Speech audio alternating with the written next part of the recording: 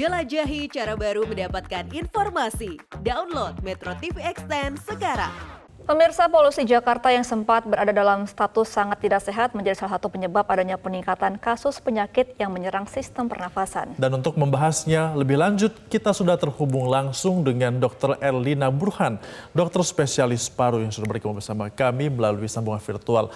Dokter, kita tahu bahwa Jakarta saat ini kondisi udaranya sudah begitu buruk. Sebenarnya ini seperti apa mempengaruhi kesehatan khususnya untuk kita yang bisa terkena ISPA?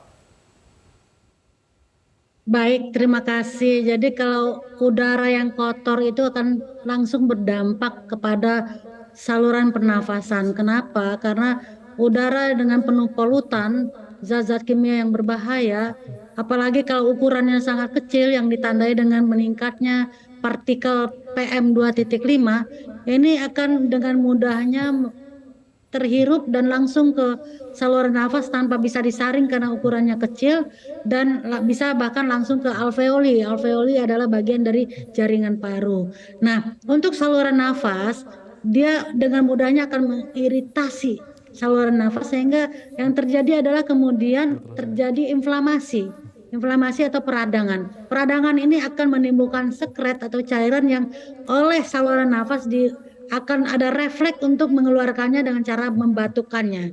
Ini hanya dari segi peradangan, tapi ada juga yang kemudian bisa menimbulkan pembengkakan di saluran nafas sehingga saluran nafasnya menyempit. Bila mana saluran nafas menyempit, maka akan terjadi sesak nafas.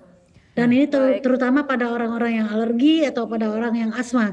Nah, kalau batuk dan sesak, tentu saja aktivitas fisik akan terganggu dan ujung-ujungnya kualitas hidup juga terganggu. Oleh sebab itu, kondisi polusi udara yang saat ini terjadi bukan saja pekan-pekan ini, tapi sudah berpekan-pekan, saya kira sudah berbulan-bulan bahkan, tapi mungkin beberapa hari belakangan ini Indonesia terburuk di dunia nomor 1. Ini harus menjadi perhatian kita semua, baik masyarakat maupun pemerintah. Nggak bisa hanya pemerintah saja atau masyarakat saja, karena ya, banyak faktor yang mempengaruhi. Dan hati-hati juga pada kelompok yang rentan. Siapa mereka? Itu adalah anak-anak, bayi baru lahir, anak-anak di bawah 5 tahun, karena sistem imunitas dari saluran nafasnya belum berkembang sempurna. Demikian juga ibu hamil, kita khawatirkan nanti oksigenasi untuk bayinya juga akan berkurang, ada kemungkinan BBLR atau bayi berat badan lahir yang rendah. Kemudian juga untuk pasien yang sudah untuk masyarakat yang lanjut usia. Kenapa? Karena orang lanjut usia ini terjadi penurunan sistem imun juga, sehingga mudah sekali inflamasi, radang, dan bahkan infeksi.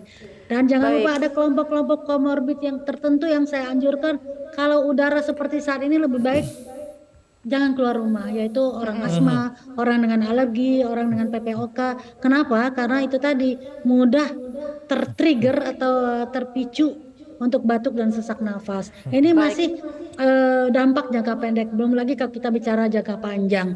Dan kita juga harus tahu bahwa polusi udara bukan saja berdampak ke saluran nafas, tapi juga berbagai organ. Katakanlah organ kardiovaskuler.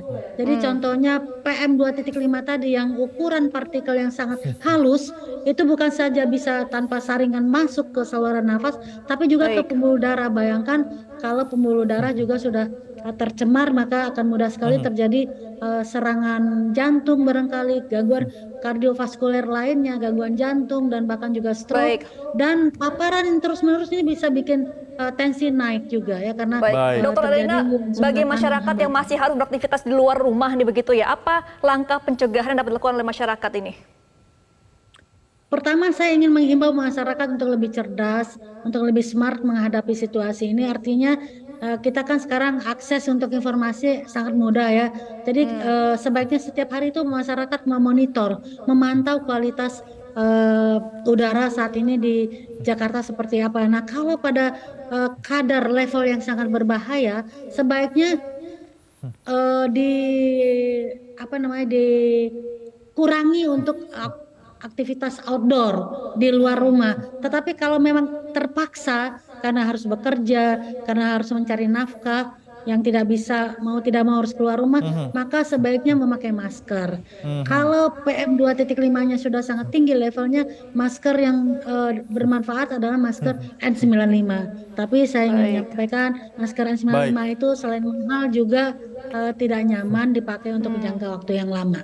Artinya memang ada baiknya penggunaan masker di pandemi kemarin dilanjutkan di tengah kondisi cuaca dan juga udara buruk di DKI Jakarta saat ini. Terima kasih Erlina Burhan, dokter spesialis paru sudah bergabung bersama kami dalam Selamat Pagi Indonesia.